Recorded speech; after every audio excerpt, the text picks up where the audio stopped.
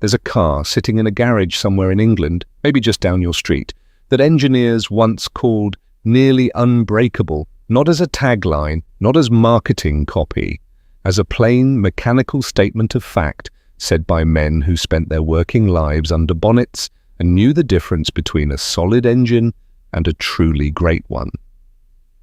A car so well constructed that a version of it kept rolling off an assembly line on the other side of the world until 2014. That's 57 years on the same basic architecture, the same engine philosophy, the same stripped-back simplicity that made mechanics in Britain, India, and Rhodesia trust it with their livelihoods. And yet, in Britain, sir, it's almost completely forgotten. Ask a man under 40 about the Morris Oxford and you'll get a blank look. Ask someone who grew up in the 1950s or 60s, someone who rode in the back seat as a child or sat behind the wheel for the first time as a young man, and watch something shift in their expression. A memory surfaces, the particular sound of that engine turning over on a cold November morning, catching, settling into its rhythm. That's the car we're here to talk about today, the Morris Oxford. Series 2 through Series 6, 1954 to 1971. 17 years on British roads. Over 208,000 units of the final Series 6 alone. Built to last in a way that the people who drove it understood instinctively, even if they couldn't always explain why. William Morris, later Lord Nuffield, named his very first car after the city where he built it, Oxford, the city of dreaming spires. In doing so, he made a declaration. This was not just a product, it was a statement of craft, of place, of British identity. And what they built between 1954 and 1971 was arguably the finest chapter of that long story. This is not nostalgia. Every fact in this video is documented. Every number is real. Because the men watching this, men who lived through these decades, deserve the real story, not the comfortable version. By the end, you'll understand exactly what made the Oxford so durable, why engineers spoke about it with quiet respect, and why, despite all of that, it vanished from British roads while its Indian twin outlasted it by 4 full decades. Stay with me. This one goes deeper than you think. To understand what made the 1954 Oxford special, you have to understand what Britain looked like the moment it arrived. The war had been over for less than a decade. Rationing had only fully ended in 1954, the same year the Oxford Series 2 was announced. Families were stretching, the middle class was finding its footing again, cautiously looking for things that would last, not luxuries, things that worked, things you could depend on when you had a job to get to and a family to feed. The Series 2 was announced in May of 1954, complete redesign, new shape, new engine. Under the bonnet sat the BMC B Series, a brand new overhead valve straight 4, 1,489 cubic centimeters, producing 50 horsepower. That doesn't sound dramatic today, but in 1954 it was exactly what the car needed. More than the power output, it was the engine's character that mattered. Torquey at low revs, forgiving. Extraordinarily simple to service, a competent mechanic could work on it with a basic set of tools and a clear head. British Motor Magazine tested the Series 2 that same year. Top speed, 74.2 miles per hour, 0 to 60 in 28.9 seconds. Fuel consumption, 28.2 miles per imperial gallon. The test car cost £744, including taxes. Not spectacular numbers, but deeply, genuinely competent. The car did exactly what it promised and nothing less. It competed against the Ford Consul, the Vauxhall Wyvern, the Standard Vanguard. The Oxford held its own, not by being flashier, not by shouting louder, but by being more solid, more quietly trustworthy. And there was one detail that mechanics noticed almost immediately.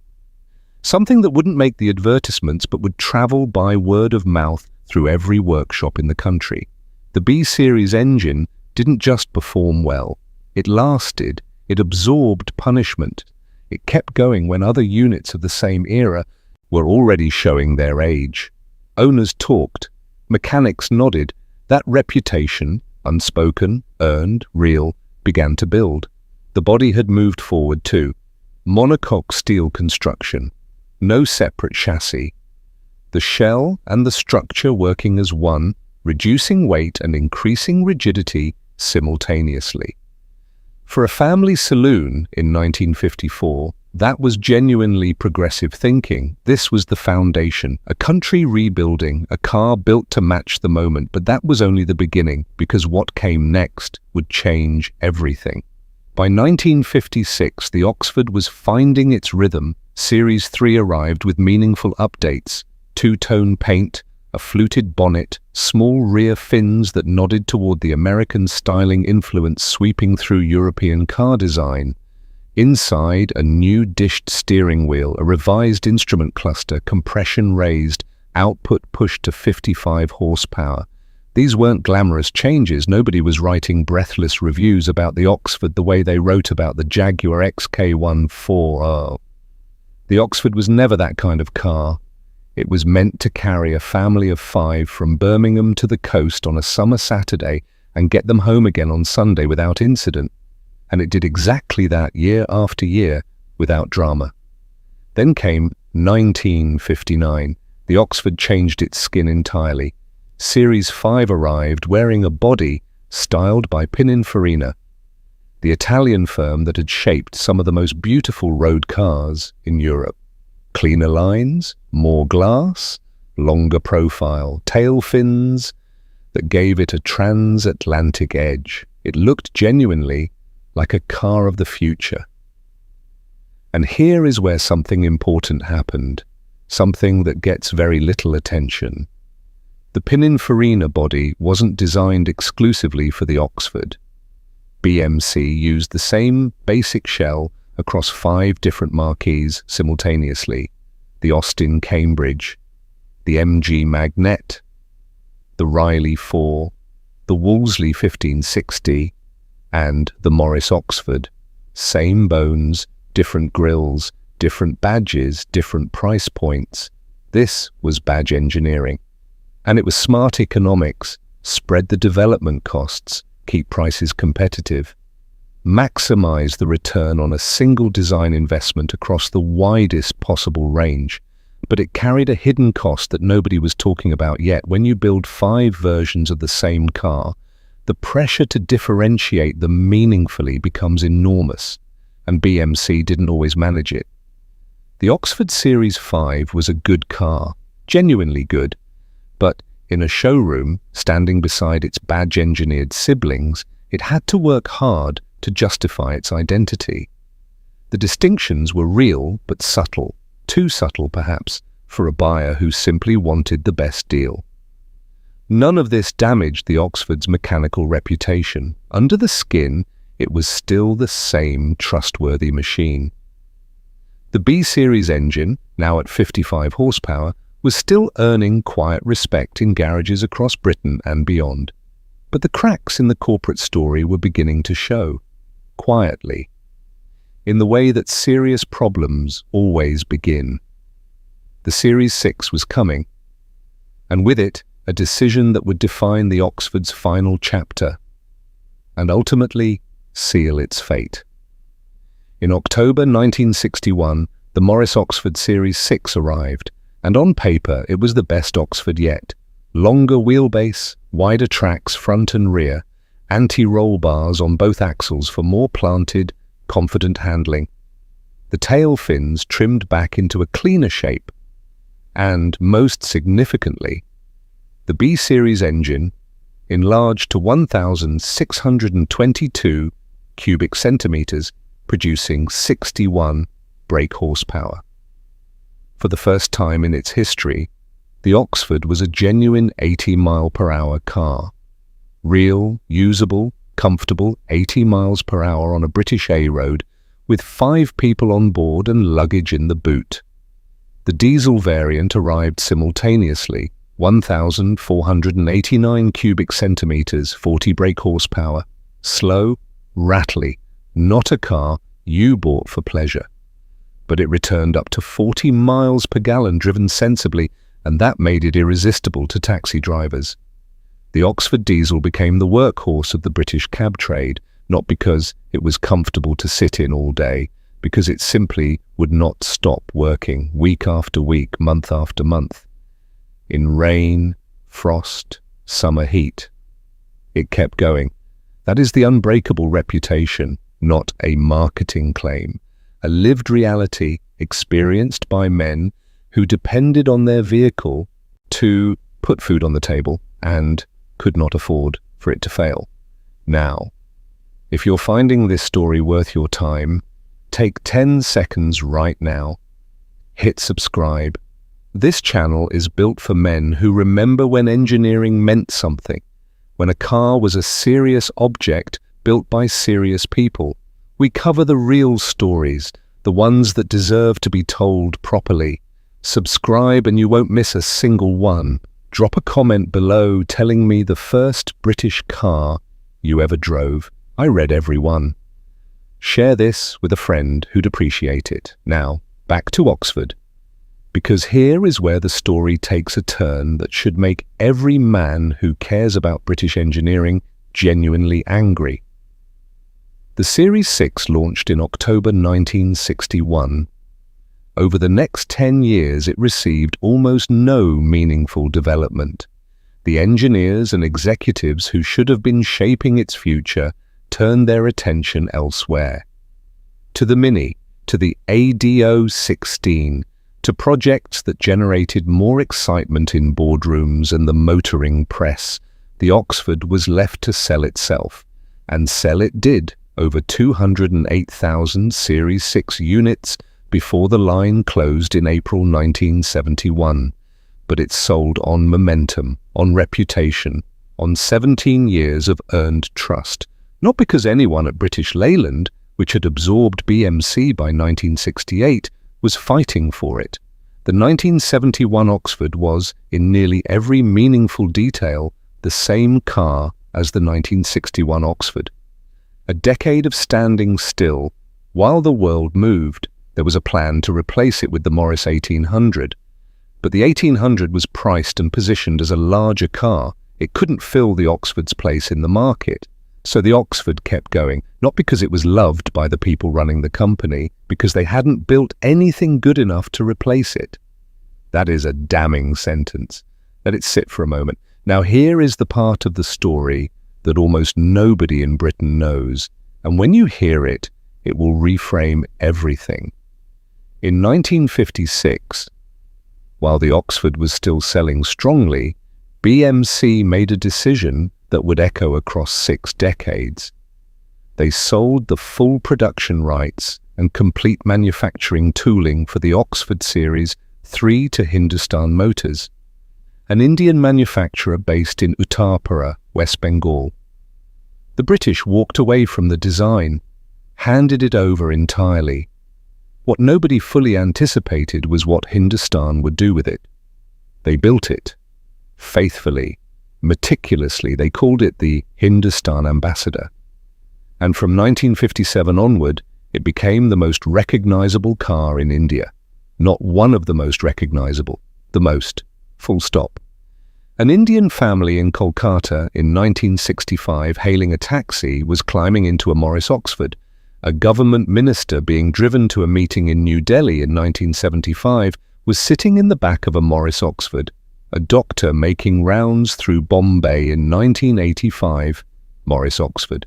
The car Britain had quietly shelved became the backbone of an entire nation's transportation system. The reason was exactly what the engineers in Cowley had always known: the simplicity, the durability, the accessibility. Indian roads were punishing in ways British roads never were. Monsoon flooding, extreme heat, rutted tracks that would destroy a more sophisticated machine within weeks. The Oxford's straightforward mechanicals, these weren't limitations in that environment. They were precisely the right answers to precisely the right questions. A mechanic in Delhi in the 1980s didn't need diagnostic computers to keep an Ambassador running.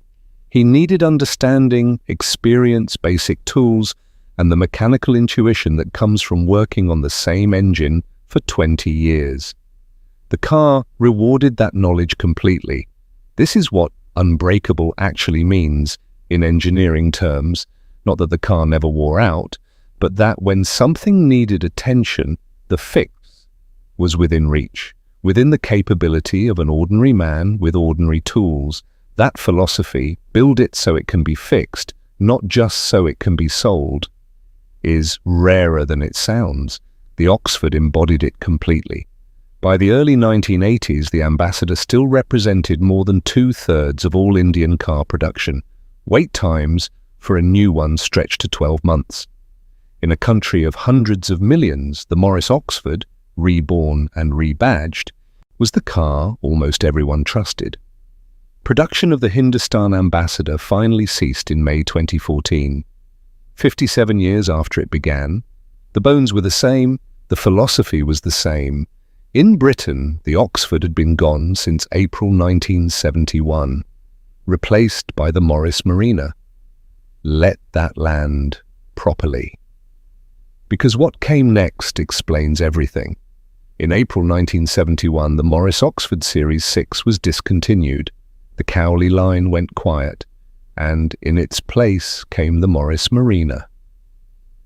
British Leyland's answer to a market asking for something modern, something fresh, something that felt like it belonged to the 1970s. They answered with a car that used the Oxford's own suspension components, but fitted them incorrectly. A car that rusted with a speed and enthusiasm that bordered on the spectacular. A car that became the subject of ridicule so deeply embedded in British culture that television programs were still making jokes about it 20 years after production ended. The men who had driven the Oxford, solid, dependable men who asked nothing more from a car than that it work, were handed the Marina and told this was progress. It was not progress. It was what happens when a company loses the thread, when engineering is subordinated to cost-cutting and the desperate need to look modern without doing the difficult work of actually being better. The Oxford didn't die because it failed. It died because the institution behind it failed. British Leyland, forced together from the wreckage of several great manufacturers under government pressure, was an organization in profound crisis. Strikes, management dysfunction, chronic underinvestment. The Oxford was a casualty of that collapse, not a cause of it. And this is the real lesson. The most reliable thing in the room is rarely the most celebrated thing in the room. The Oxford was never glamorous. It never made young men's hearts race. It was the car that started every morning, the car that got the family home safely, the car that the taxi driver trusted with his income and the doctor trusted with his time. That kind of trust, earned slowly through consistent, honest performance over years, is the rarest thing an engineered object can possess. BMC and British Leyland didn't protect it. They took it for granted, and when they finally pulled the plug, they didn't replace it with something better. Meanwhile, in India, the Oxford kept going. 57 years.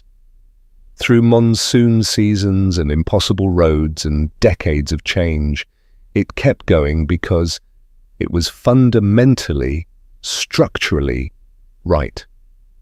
If you are a man who remembers these cars, who drove one, maintained one, trusted one, you already know what I'm talking about. That knowledge lives in your hands and your memory. This channel exists to tell these stories properly. Subscribe now, stay with us every week, and leave a comment below. What does the Oxford mean to you? What was the first British car you ever sat in? Share this with a man who'd understand why it matters. And if this gave you something worth thinking about, like the video, it takes 1 second. The Oxford deserved better than it got. At least now it has the story it always deserved.